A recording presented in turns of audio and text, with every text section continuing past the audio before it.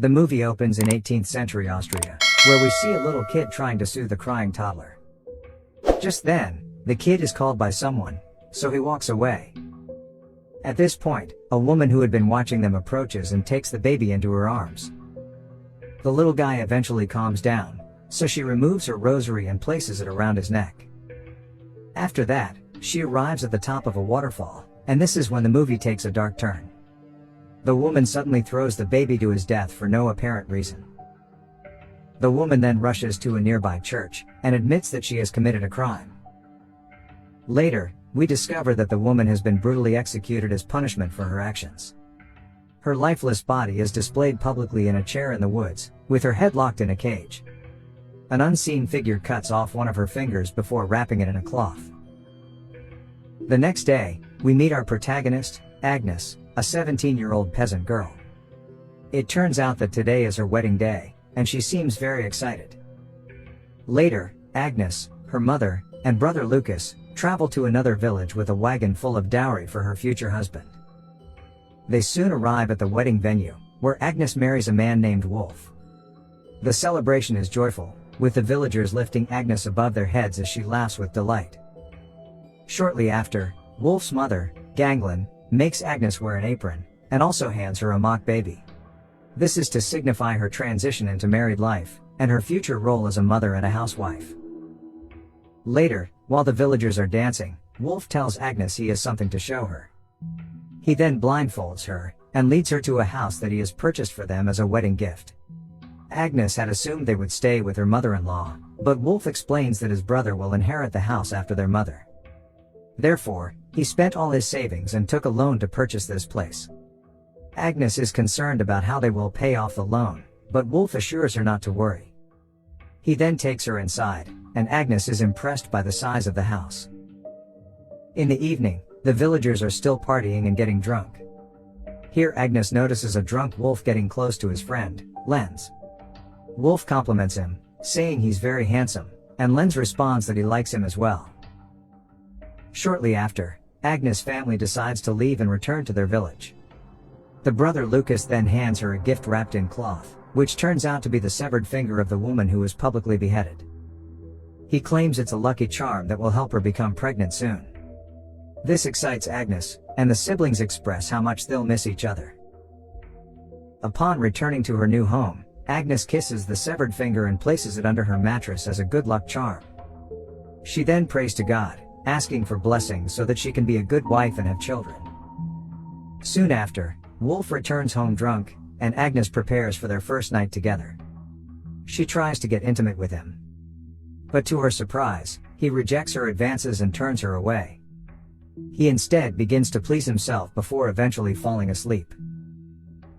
The next morning, Agnes wakes up to find Wolf no longer in bed. She desperately searches for him throughout the house and stable, but he's nowhere to be found. She then gets dressed and runs into the woods, where she soon becomes lost.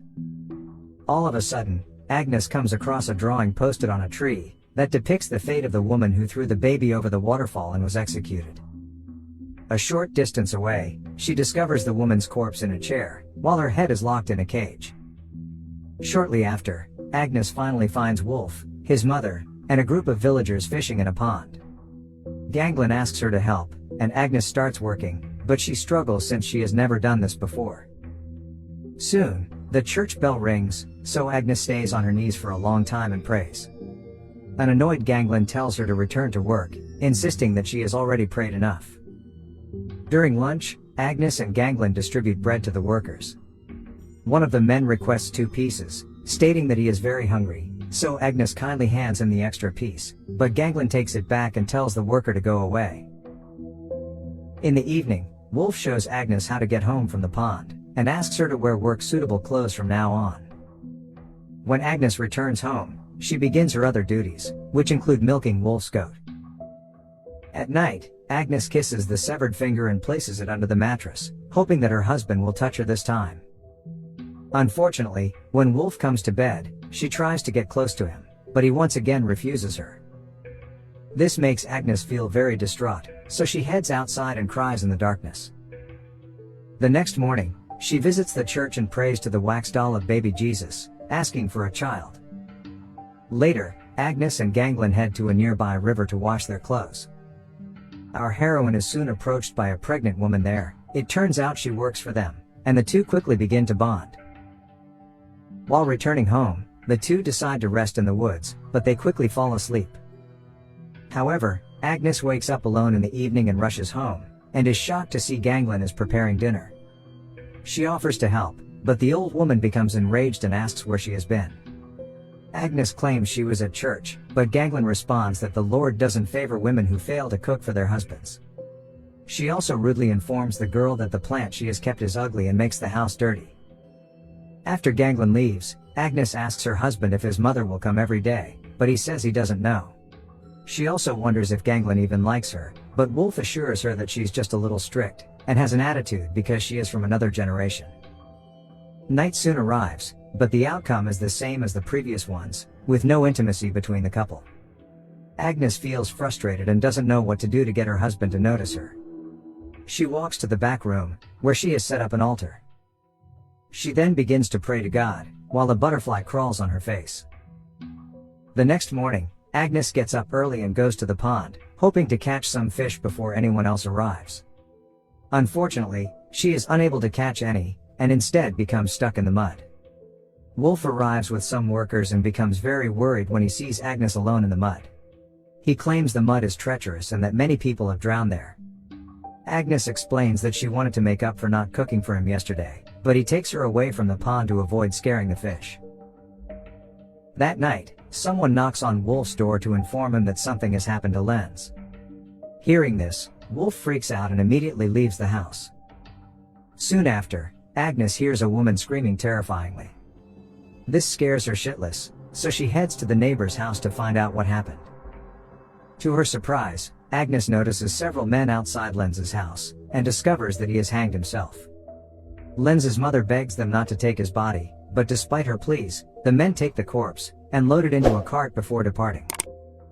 Agnes then returns home, terrified, and prays to the Almighty Lord to keep her safe from all evil. The next day, the priest addresses the villagers, explaining that Lenz cannot be buried, because killing oneself is a greater sin than murder. Meanwhile, the woman who threw her baby into the waterfall was at least saved, because she confessed her sins before being executed, so she will be forgiven and accepted into heaven. However, Lenz's soul is now lost forever and destined for hell. After Agnes leaves the church, she sees Lenz's corpse left to rot in a dump, with the bodies of other previous sinners.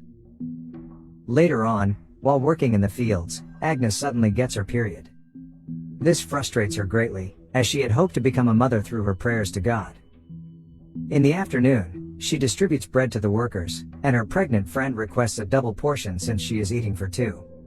But due to Ganglin's presence, she is forced to refuse. Her mother-in-law rudely tells her not to worry, saying the whore should be grateful that she was even allowed to work with them. Later, an upset Agnes is on her way home when she hurts herself inside the thorny bushes. She even uses the thorn branches to hurt her tongue and tortures herself. She then lies down near the beheaded woman and rests for a while.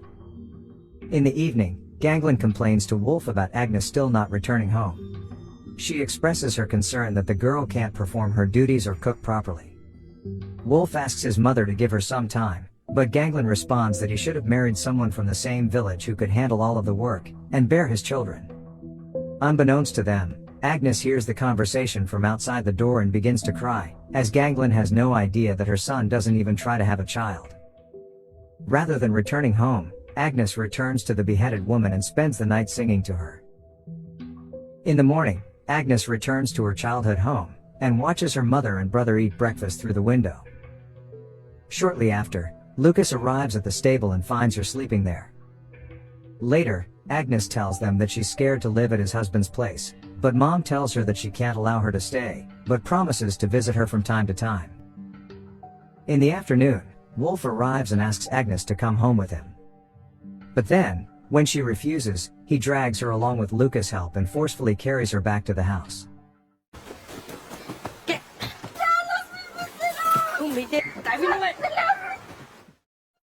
Upon returning, Agnes refuses to do her chores, and spends the day sleeping and praying. Ganglin tells Agnes to get better, but she appears to have no desire to continue living. The mother-in-law tries to dress her so that they can take her for a checkup, but Agnes snatches the clothing and attempts to dress herself. And then, when she is alone,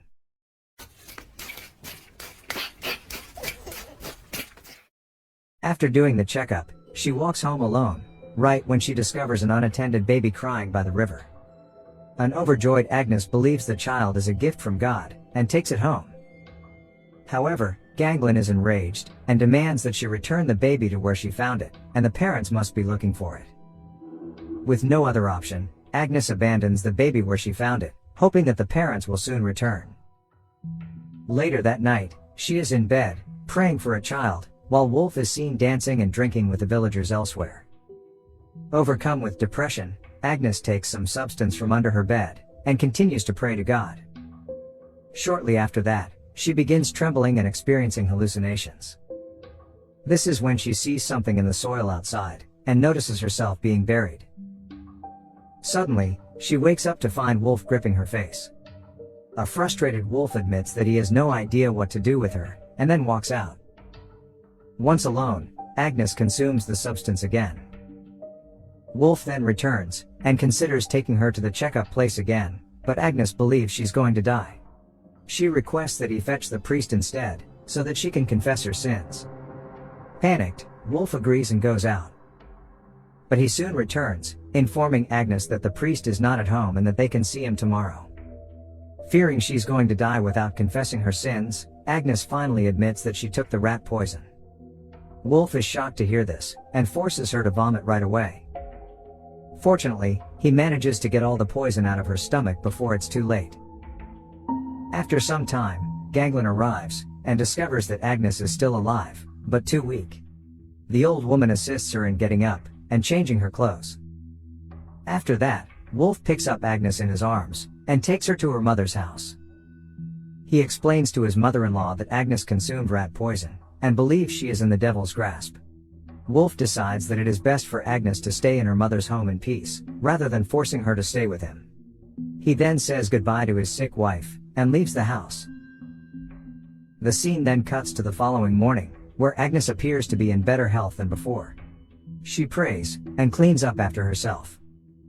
After getting dressed, Agnes quietly says her goodbyes to her family members before leaving the house. Shortly after, she arrives in the woods, and discovers a group of children playing. She asks a little boy to lead her to a shrine in the woods in exchange for payment, and he agrees. When they arrive, Agnes asks the boy to pray alongside her, to which he complies. They then enter the shrine and begin praying. But then all of a sudden, she stabs the boy in the neck. The boy pleads with her not to hurt him, but she eventually silences him.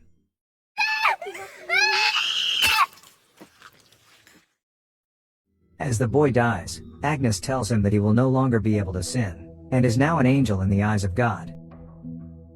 She then proceeds to the church, and confesses that she has committed a crime. That night, Agnes receives a haircut. The next day, she visits a priest for confession. She admits to judging her mother-in-law, neglecting the animals in her stable, and causing misfortune for those who loved her. Agnes states that she tried, but failed to be a good wife to Wolf, so she took rat poison because she thought no one could help her. Agnes also apologizes for killing the boy, claiming that she believed it would save her soul. She then begs God not to send her to hell and seeks forgiveness. In the end, the priest decides to cleanse her sins, and tells her that she has been forgiven in the eyes of God. Hearing this, Agnes feels immense relief, and she begins laughing and crying uncontrollably. In the next scene, people are hanging drawings of her crime in the trees, as they did with the previous woman. Agnes is wrapped in animal skin, and dragged through the village. She is soon brought to an altar, where she will be executed in front of a crowd. They make her sit down in a chair, and place a hood over her head. Among the onlookers are Agnes's husband, who looks sad. Here, Agnes gracefully accepts her fate, and begins singing a soothing song.